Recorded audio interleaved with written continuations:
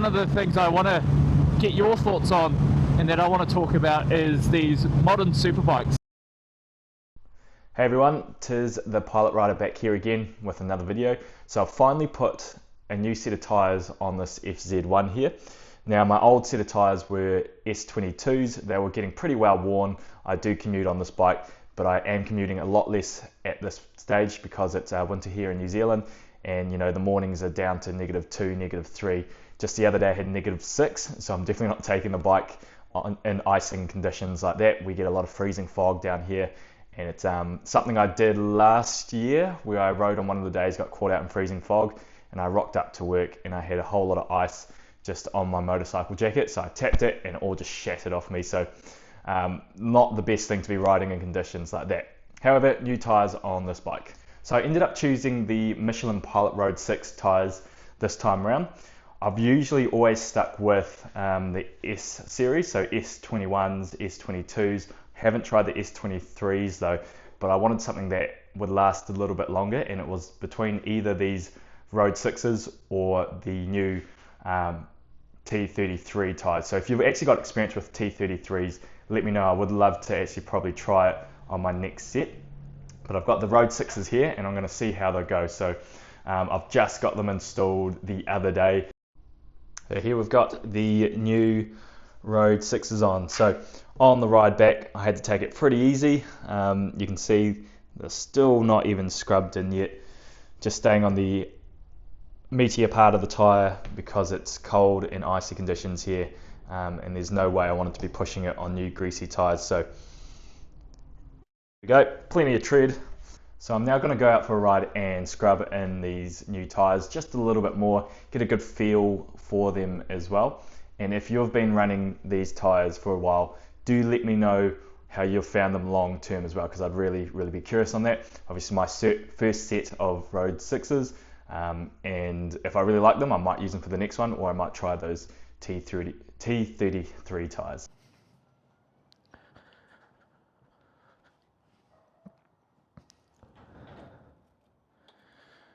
Okay, just going to go for a super quick ride, scrub them in a little bit more and get my thoughts on it.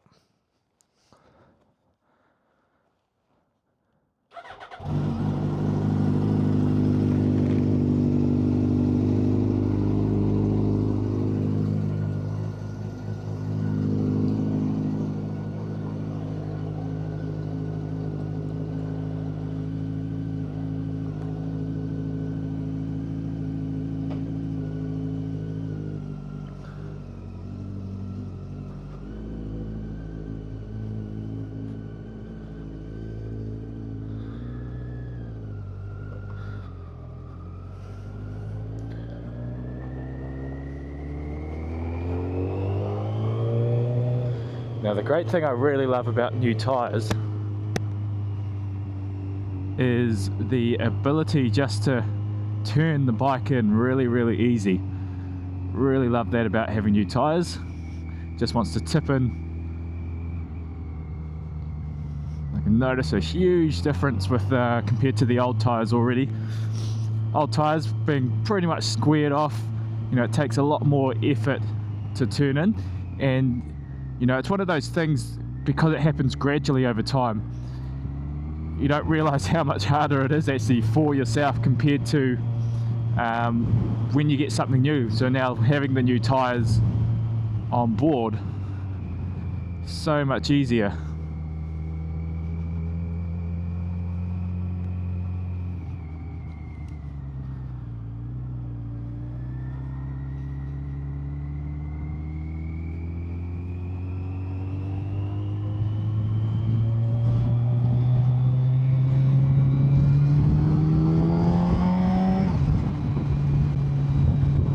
It's a little bit windier today as well. We've got a bit of wind. It's pretty warm for a July winter's day. We do have, I believe, snow to come in the forecast and over the next few days or even weeks. It's been pretty barren so far. Usually at this stage where I am at, where I live in the South Island here, You know, all those mountains over there, they would be covered in snow. Behind me would be covered in snow. But it's not been very much so far, and even the ski fields have had to delay. You know, particularly one local one has delayed the opening because they've just got no snow.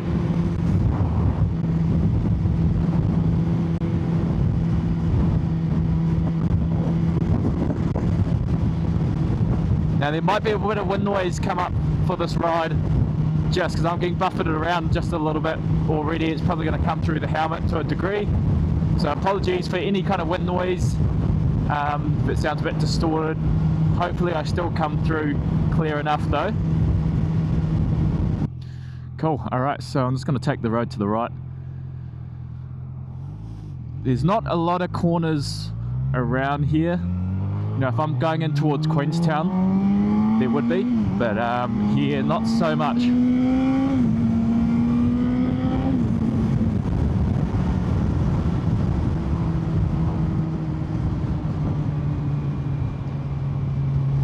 There's just kind of some big sweepers here and there, then a few straights coming down, so there's not going to be many sharp corners for me to really get some scrubbing in on the side of the tyres, but it's just going to allow me to just scrub them in just a little bit more than what they have been from that ride back that I had from the store.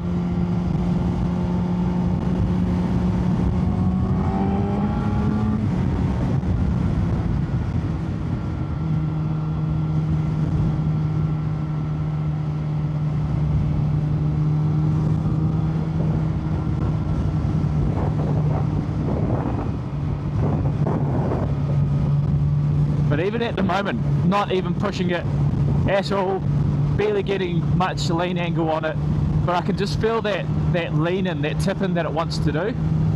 You know, I just have to think about where I'm going and it's already tipping in, compared to the S22s when they're brand new. They're fantastic tyres, almost like this, they just tip in. But you forget about it after, you know, almost 10,000 kilometers on what that feeling's like, especially on a bigger and heavier motorcycle such as the FZ1. So it's really nice to have that easy tip in feel again. So far the tyres feel great though.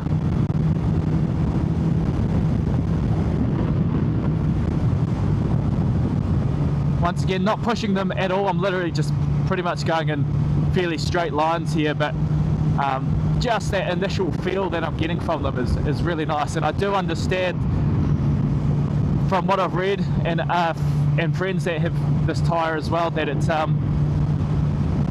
they get up to heat a lot quicker. But if you push them really hard, you know, especially on a track or something, they do tend to get a bit greasier when those temperatures rise. So for purely street riding, what I'm doing here at the moment, and you know, my commutes, maybe some spirited rides on the road where you're not absolutely dragging your knee everywhere, these tyres I can see would be really great for the life that you get from them, from what I hear. So once again, if you've got any experience on these tyres long term and you've used you know, maybe even a few sets of them, do let me know your thoughts. I'm genuinely curious, because you know, I'd either stick with these again for my next set, or I may look to try out the T33. So if you've got experience on the T33s and you've got a comparison to these Road 6s, please do let me know. I'd love to know your thoughts. Cool. Alright, so I'm actually going to turn off here. Once again, just a very short ride I'm aiming for. Barely any corners from that one, but I do have somewhere I've got to be shortly, so I'm just going to call it there until I get a day where I can actually do a decent ride. But we'll hit it off again, bring it back this way.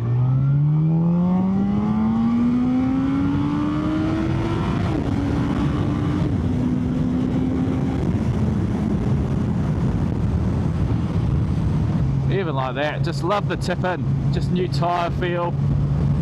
So it's really easy, really smooth.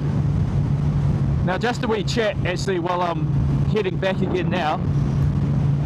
One of the things I want to get your thoughts on and that I want to talk about is these modern superbikes. Now, when I talk about modern superbikes, I'm not talking just the superbikes, but sports bikes in general, and I guess pretty much all the other modern bikes that you can get these days. Is you know, the thing about them is if you've got a modern bike yourself with all the bells and whistles, you know, with all these 6-axis IMUs, ABS, which is pretty standard for all bikes since well early on. However, this one is non-ABS, but you've also got things like anti-wheelie control, all the traction control, rider modes, all that kind of stuff, which this bike doesn't have. You do get rewarded more. I have owned, and if you've seen any of my previous videos, you'll know that I have owned a 2021 Yamaha R1, so obviously that had all the bells and whistles, and I did own this bike at the time as well. This was my longest serving motorcycle, you could say. I've had this one now for 7 years out of my 9 years, coming up 10 years of riding, and this is the longest bike that's stuck with me. But even then, you notice how much more these older bikes, you could say, or bikes without all these rider aids, do reward you. So if you ride them well, you know, you get rewarded from it because you are the one fully in control of the motorcycle. You know, if you add too much throttle coming out of a corner, if you're not modulating your braking on a bike such as this, you know, where you don't have ABS and those rider modes, then that's on you if something happens. So you've got to always be aware of how you're riding the motorcycle, which is what I really like. But learning on something without all these rider aids, where you're forced to learn throttle control, proper braking, how the bike handles when you've leaned over, how much throttle input you can put in, I think that's a really valuable thing, and you naturally get that with a lower CC. So by all means, if you start on a Yamaha R3 or, you know, a lower CC sport bike, because it's not as high powered, obviously, naturally if you crack open the throttle a little bit wider by mistake, you're not going to be punished for it, such as starting on a bigger bike. Now in New Zealand we do have to start on, we're actually power limited when you first start motorcycling. There's a LAM system, LAMS, and you're restricted to a certain power of motorcycle, power to weight ratio, until you actually reach your full license. So we've got our learner's license here, restricted license, and then you go into your full, where you can pretty much buy whatever motorcycle, whatever power that you want. So that forces, you know, a new rider to really kind of learn the basics of motorcycling, and a lot of those new beginner bikes don't have those kind of rider aids, whereas I believe in the States, I'm not sure what it's like in Europe, so if you live over there, do let me know. I believe you can pretty much, well, the United States for sure, you can just go out and buy a 1000cc motorcycle and learn on that. But even the ones that have all those rider aids, anti-wheelie control, traction control, etc., you know, even if you learn with that and you've got the rider aids cranked right up, you know, if you ever go to a motorcycle such as this, or just an older one in general that has a bit of power, you may not have that real fundamental technique in how to handle a motorcycle without having any electronic intervention. And, you know, and you'll probably be fine most of the time, but it's when you really get yourself into that pickle or that situation where you haven't built up those motor skills from learning on a bike without any of that stuff, that's where it can really hit you. But anyway, that was just a bit of a side tangent, a bit of a ramble just on my ride back to my home here. I was just going out once again, just getting a feel on these Michelin Pilot Road 6 tyres. Feel great, they're actually really smooth on the road right now. The road feels great under me. I can feel it just kind of gliding across. Now I understand that probably wasn't the most exciting because there's like barely any corners for that, but this is the warmest weather we've had in just a little bit. That is on my day off as well, so I actually just kind of really want to get out, get a little bit more of a feel for these new tyres, and just chat to you guys if you're tuning in on this video. So thanks for watching.